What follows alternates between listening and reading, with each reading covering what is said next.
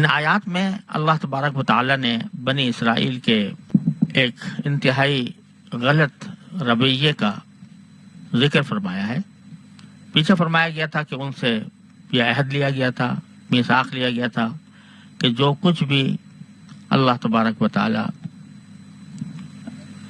نے حکم دیا ہے ہم اس کی پابندی کریں گے، لیکن انہوں نے اس عہد کو جگہ جگہ پر توڑا تھا۔ یہاں جس واقعے کا ذکر ہے اس کا خلاصہ یہ ہے کہ یہ بنی اسرائیل در حقیقت حضرت یعقوب علیہ السلام کی اولاد تھے۔ یعقوب علیہ السلام کا دوسرا نام اسرائیل ہے، اور ان کا اصل وطن حضرت یعقوب علیہ السلام کا کنعان تھا، جو فلسطین کا ایک حصہ ہے۔ وہیں پر حضرت یعقوب علیہ السلام تشریف فرما تھے، لیکن جب حضرت یوسف علیہ السلام مصر آ گئے اور اللہ تعالیٰ نے ان کو مصر کی سلطنت عطا کی، تو انہوں نے اپنے والد کو، والدین کو اور سارے بھائیوں کو اپنے پاس مصر میں بلا لیا تھا۔ چنانچہ اس وقت سے حضرت یعقوب علیہ السلام کی اولاد مصر میں بس رہی تھی۔ یہ چونکہ فلسطین کا علاقہ چھوڑ کر آ گئے تھے، تو اس دوران اس فلسطین کے اوپر مختلف لوگوں کا تسلط ہوتا رہا، اور ادھر بنی اسرائیل بعد میں فرعون کے ظلم و ستم کا نشانہ بنے۔ لیکن جب اللہ تبارک و تعالی نے ان کو فرعون کے ظلم و ستم سے نجات عطا فرمائی، فرعون سمندر میں غرق ہو گیا اور اللہ تعالی نے ان کو سمندر پار اتار دیا، تو اس وقت ان سے حضرت موسیٰ علیہ السلام نے کیا بات کہی وہ یہاں پر مذکور ہے۔ اس وقت یہ بات فرمائی کہ اللہ تعالیٰ نے تمہیں فرعون کی غلامی سے نجات دے دی ہے، اور تمہارا اصل وطن فلسطین ہے، تو تم بجائے اس کے کہ جا کر دوبارہ مصر میں آباد ہو، تو اللہ تعالیٰ کا حکم یہ ہے کہ تم اپنے اصلی مقام پر پہنچ جاؤ، اور وہ فلسطین ہے۔ فلسطین پر اس وقت ایک بہت ہی قداور قوم کا قبضہ تھا، جن کو عمالقہ کہتے ہیں۔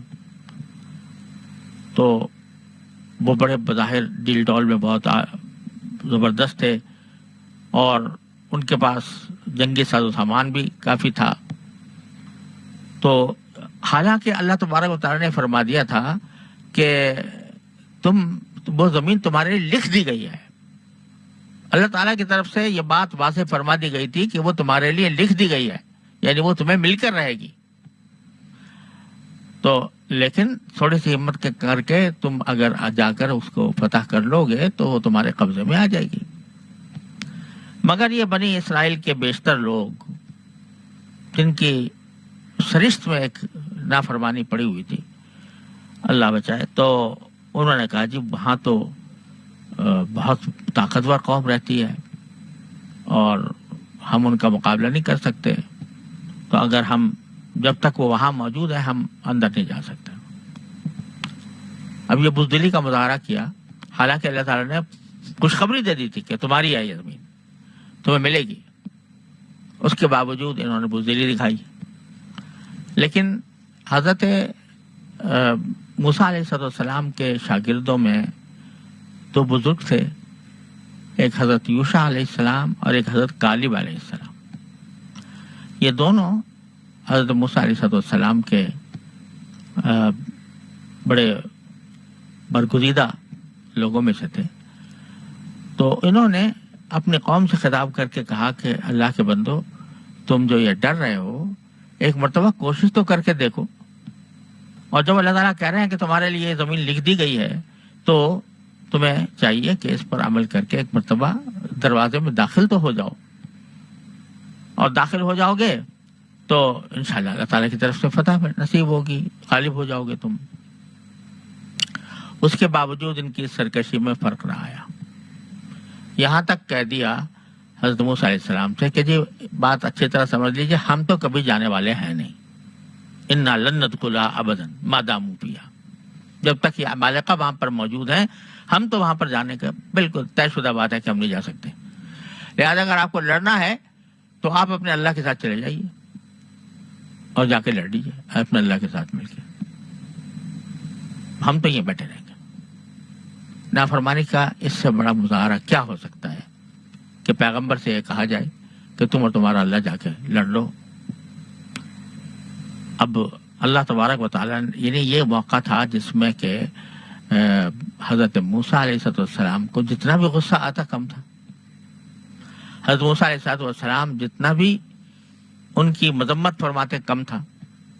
لیکن حضرت موسیٰ علیہ السلام نے اتنا فرمایا کہ یا اللہ بس اب میں ان سے بہت عاجز آ چکا ہوں اور میں ہوں، میرا بھائی ہے، باقی اور کسی پر میرا قابو ہے نہیں، یہ جتنے بنی اسرائیل میرے ساتھ ہے، لہٰذا اب میرا ان کا راستہ کچھ الگ ہی کر دیجیے. یعنی پیغمبر اس بات پر مجبور ہوئے کہ یہ کہیں کہ اب ہمارے ان کے درمیان کوئی فیصلہ ایسا فرما دیجیے کہ یا تو میں الگ ہو جاؤں اور یہ الگ ہو جائے، یا جو بھی فیصلہ کوئی ایسا ہو کہ میرے ساتھ ان کا نبھاؤ ہو نہیں رہا. تو اللہ تبارک و تعالیٰ نے فرمایا کہ اچھا اب ہم یہ کرتے ہیں کہ یہ لوگ کہتے ہیں نا کہ ہم نہیں جائیں گے عمالقہ سے جہاد کرنے کے لیے، تو ہم ایسا کرتے ہیں کہ یہ جس میدان کے اندر ہیں یہ وہ ہے صحرائے سینا، اس کو ہم ایسا میدان بنا دیتے ہیں کہ یہ 40 سال تک اسی میں گھومتے پھریں گے، ان کو کہیں اور نکلنے کا راستہ نہیں ملے گا، اسی میں رہیں گے.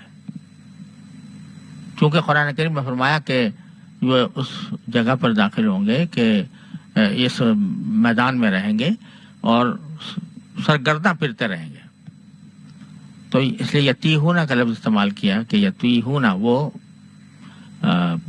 حیران پریشان سرگرداں رہیں گے اسی زمین کے اندر، اسی لیے اس کو بعد میں میدان تیہ کہا جاتا ہے. اصل میں وہ صحرائے سینا تھا. تو اب ذرا تھوڑا سا اس کا ترجمہ کے ساتھ ان آیات کو دوبارہ دیکھتے ہیں. وَإِذْ قَالَ مُوسَىٰ لِقَوْمِهِ، جب اس وقت کو یاد کرو کہ جب موسیٰ نے اپنی قوم سے کہا تھا، یعنی بنی اسرائیل سے کیا کہا تھا کہ یا قوم اذکروا نعمت اللہ علیکم. اصل تو جہاد کی دعوت دینی مقصود تھی کہ تم جہاد کے لیے چلو میرے ساتھ،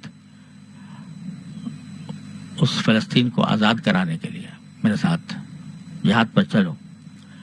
لیکن تمہید یہ باندھی تاکہ معلوم تھا کہ یہ لوگ جو ہیں یہ سرکش قسم کے لوگ ہیں، تو تمہید باندھی اذکروا نعمت اللہ علیکم، تم اللہ کی نعمت کو اپنے اوپر جو ہوئی ہے اس کو ذرا یاد تو کرو. کس طرح ہم نے اللہ تعالیٰ نے تمہیں فرعون کے ظلم و ستم سے نجات دی، کس طرح فرعون کو غرق کیا، کس طرح تمہارے لیے دریا میں راستہ پیدا کیا، کس طرح تمہیں پار اتارا. اور اذ جعل فیکم انبیاء، اور تمہارے اندر انبیاء پیدا کیے. حضرت یعقوب علیہ السلام تمہارے جد امجد وہ نبی تھے، حضرت یوسف علیہ السلام نبی تھے، اور ان کے بعد حضرت موسیٰ علیہ السلام اور ان کے ساتھ یوشع علیہ السلام، کالب علیہ السلام، یہ سب تمہارے درمیان پیدا کیے انبیاء. ایک نعمت یہ کہ ان سے نجات دی، دوسرے تمہیں انبیاء کا ساتھ عطا کیا. انبیاء کا ساتھ، ان کی صحبت، اس سے بڑی نعمت کیا ہو سکتی ہے؟ انسان ساری زندگی کوشش کرتا رہے اور اس کو کسی نبی کی صحبت نصیب نہیں ہوتی. تمہیں ہر وقت کا ساتھ دے دیا، پیغمبروں کا ساتھ دے دیا. پھر وَجَعَلَكُمْ مُلُوكًا، اور تمہیں حکمران بنایا. یعنی اب جبکہ فرعون سے تم کو نجات مل چکی ہے تو اس کے بعد تم اپنی مرضی کے بادشاہ ہو، اور تمہاری قوم میں بادشاہ پیدا ہوئے ہیں اور آئندہ بھی پیدا ہوں گے. تو پوری بنی اسرائیل کے اوپر یہ نعمتیں ہوئیں کہ دشمن سے نجات ملی، سمندر میں غرق ہونے سے بچے. اللہ تعالیٰ نے انبیاء کا ساتھ بخشا اور ان کو اپنے مرضی کا بادشاہ بنا دیا کہ جو جہاں چاہے جا سکتے.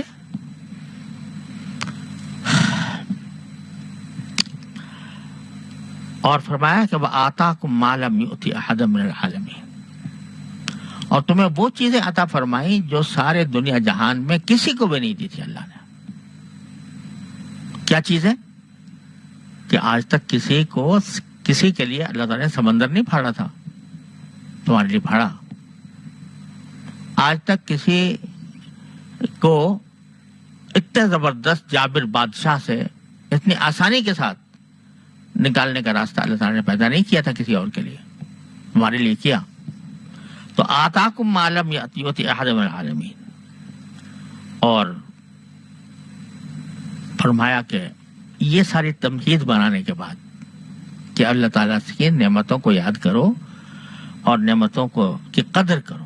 اب قدر کرتے ہوئے اب میں تم سے کہتا ہوں کہ یا قوم ادخلوا الارض المقدسۃ التي كتب اللہ لکم، اے میری قوم اس زمین میں داخل ہو جاؤ جو مقدس زمین ہے. اس سے مراد فلسطین اور بیت المقدس وغیرہ کا علاقہ. اس مقدس سرزمین میں داخل ہو جاؤ جو اللہ نے تمہارے لیے لکھ دی ہے. کتب اللہ لکم، پہلے سے ان کو بتا دیا کہ تمہارے مقدر میں اللہ نے لکھ دی ہے، یہ تم اس کے وارث بننے والے ہو، اس میں داخل ہو جاؤ یعنی جہاد کے لیے. اب یہاں حضرت موسیٰ علیہ السلام نے براہ راست یہ نہیں کہا کہ بھائی چلو جہاد کو چلو، یہ نہیں کہا کہ چلو بھائی لڑائی لڑیں گے، جنگ کریں گے، بلکہ اس کا جو نتیجہ ہونا تھا اس کو بیان فرمایا کہ داخل ہو جاؤ اس زمین میں جو کہ مقدس ہے اور تمہارے لیے اللہ نے لکھ دی ہے. یعنی وہ جہاد جو ہوگا وہ تو ایک ذریعہ ہوگا، لیکن اصل مقصد، اصل نتیجہ اس کا یہ ہوگا کہ تم مقدس میں داخل ہو جاؤ گے. وَلَا تَرْتَدُّوا عَلَىٰ أَدْبَارِكُمْ، اور تم اب الٹے پاؤں پیٹھ کی طرف نہ لوٹو. یعنی اللہ نے تمہیں ایمان کی دولت دے دی ہے اور انبیاء کا ساتھ عطا فرمایا ہے، تو اب لوٹ کر تم کفر کی طرف نہ جاؤ کہ تم اگر یہ کرو گے تو گویا ایک طرح سے کفر کر رہے ہوگے اور اللہ تعالیٰ کے احکام سے نافرمانی کر رہے ہوگے. یہاں قرآن کریم نے زمین کا لفظ استعمال کیا، الارض المقدسہ. تو اس ارض مقدسہ سے کیا مراد ہے؟ تو یوں تو اس کے بارے میں مختلف اقوال ہیں کہ اس سے مراد فلسطین ہے. بعض حضرات نے یہ فرمایا ہے کہ اس فلسطین کی حدود یہ ہیں کہ اریحہ کے شہر کو جو نہر اردن اور بیت المقدس کے درمیان دنیا کا قدیم ترین شہر تھا اور آج تک موجود ہے، اس کو ارض مقدسہ قرار دیا گیا. اور بعض روایات میں ہے کہ اس شہر کے 1000 حصے تھے، ہر حصے میں ہزاروں باغات تھے. اور بعض حضرات نے یہ بھی فرمایا کہ ارض مقدسہ سے مراد دمشق، فلسطین اور بعض کے نزدیک اردن بھی اس میں داخل ہے.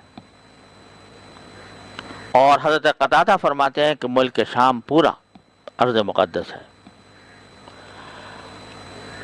اللہ تبارک و تعالی نے اس کو مقدس کس طرح بنایا کہ در حقیقت یہ حضرت ابراہیم علیہ السلام جب یہاں پر تشریف لائے تو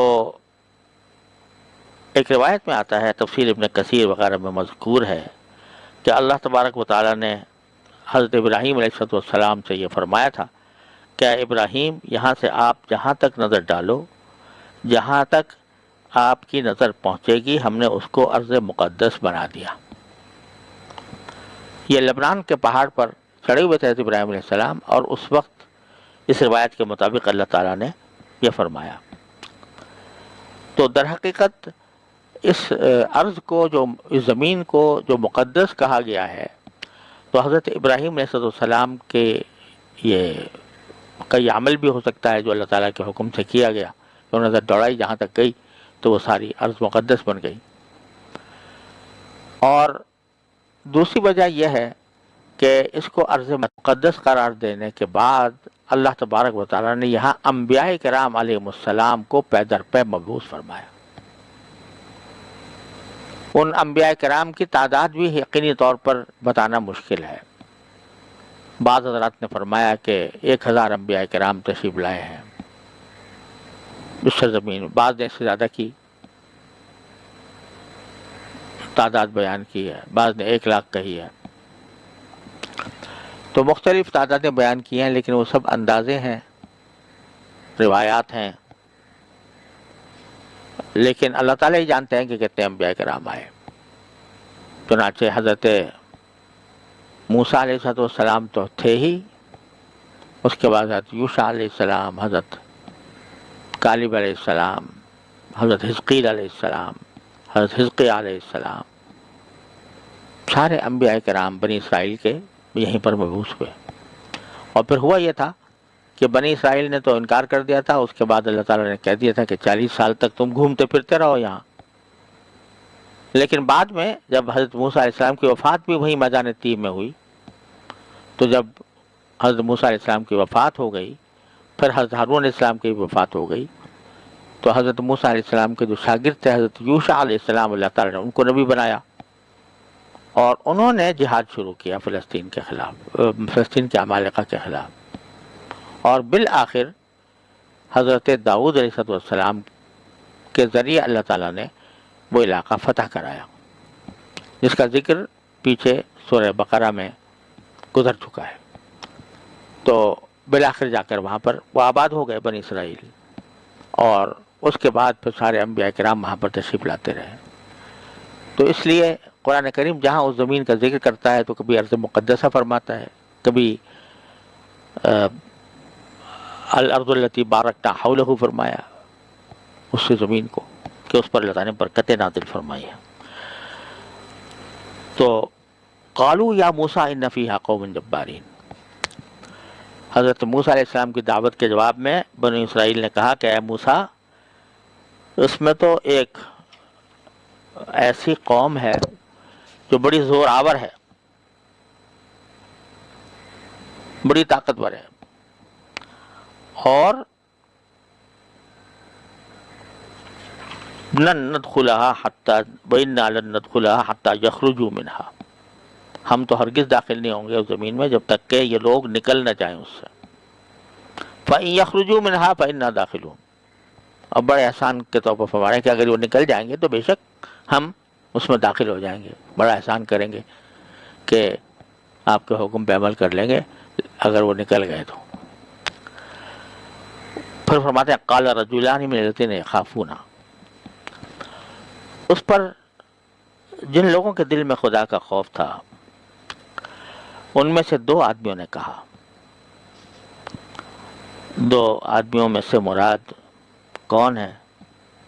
ظاہر یہ ہے کہ اس سے مراد حضرت موسیٰ علیہ السلام کے بعد جو 2 نبی آئے ہیں تو وہ مراد ہے. اور لگتا یہ ہے کہ ایک تو حضرت یوشع علیہ السلام حضرت موسیٰ علیہ السلام کے بڑے وفادار ساتھی تھے، اور دوسرے حضرت کالب علیہ السلام کے بارے میں بھی یہی پتہ چلا ہے جو حضرت یوشع علیہ السلام کے بعد نبی بنے. تو ان دونوں نے کہا، ان کو غیرت آئی کہ سارے لوگ پیغمبر کی بات کو اس طرح ٹھکرا رہے ہیں، تو انہوں نے کہا کہ ادخلوا علیہم الباب، ارے دروازے تک تو چلے چلو، یعنی اگر اندر گھسنے سے تمہیں ڈر لگ رہا ہے تو کم از کم دروازے تک تو پہنچ جاؤ. اور چونکہ اللہ تعالیٰ نے فرمایا کہ جب زمین تمہارے لیے لکھ دی گئی ہے فَإِذَا دَخَلْتُمُوهُ فَإِنَّكُمْ غَالِبُونَ، جب تم داخل ہو جاؤ گے اس دروازے میں تو پھر غلبہ تمہارا ہی ہوگا. وَعَلَى اللَّهِ فَتَوَكَّلُوا، اور اللہ ہی پر بھروسہ کرو، ان کنتم مؤمنین، اگر تم مومن ہو. یعنی اس میں کوئی شک نہیں کہ لڑائی میں ہار جیت دونوں کا احتمال رہتا ہے، جنگ میں دونوں باتیں ہو سکتی ہیں، فتح بھی ہو سکتی ہے، شکست بھی ہو سکتی ہے. لیکن جب اللہ تعالیٰ نے کہہ دیا کہ زمین تمہارے لکھ دی گئی ہے تو اب تمہارے پاس اس کے سوا کیا چارہ ہے کہ تم اللہ کے اوپر ہی بھروسہ کرو اگر واقعی ایمان رکھتے ہو، کہ اب بھروسہ کرو کہ جب اللہ تعالیٰ نے کہا ہے تو تمہیں انشاءاللہ وہاں پر جا کر فتح نصیب ہوگی۔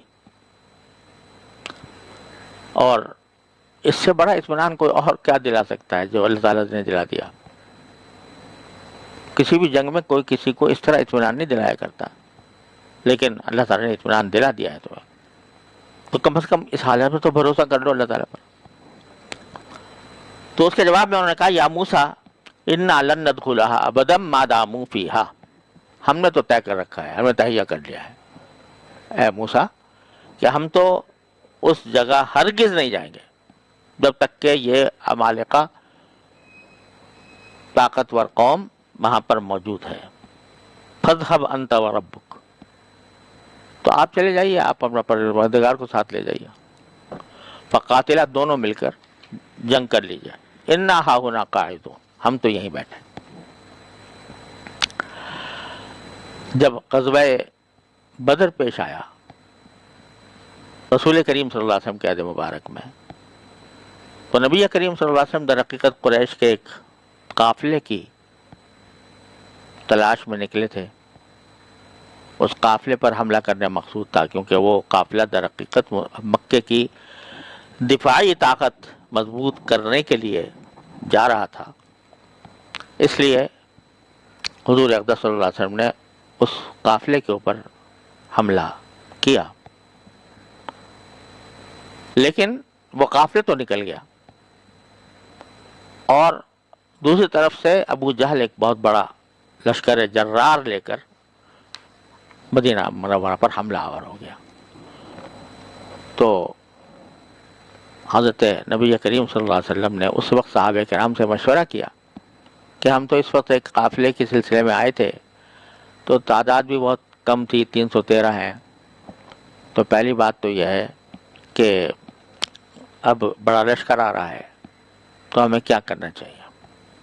آیا ہم یہاں بیٹھ کر اس کا انتظار کریں، اس سے لڑائی کریں، یا یہ کہ واپس مدینہ منورہ چلے جائیں؟ تو اس وقت میں جو مہاجر صحابہ کرام تھے انہوں نے بڑے جذبہ جانثاری کا مظاہرہ کیا، لیکن رسول کریم صلی اللہ علیہ وسلم انصار میں سے کسی کے بولنے کے منتظر تھے کہ انصار میں سے کوئی بولے کہ وہ اس لڑائی میں ساتھ دیں گے، کیونکہ انصار سے معاہدہ یہ تھا کہ اگر کوئی دشمن حملہ آور ہوگا تو بے شک وہ مدد کریں گے نبی کریم صلی اللہ علیہ وسلم کی، لیکن اگر یہ خود جا کر کسی دشمن پر حملہ کریں گے تو اس میں ساتھ دیں گے، اس کا کوئی معاہدہ پہلے سے نہیں تھا۔ تو رسول کریم صلی اللہ علیہ وسلم چاہتے تھے کہ انصار میں سے کوئی بولے، مہاجرین میں سے کئی لوگ بول رہے تھے، تو آپ نے فرمایا کوئی اور بولے، کوئی اور بولے، اور مقصود تھا کہ انصار میں سے کوئی۔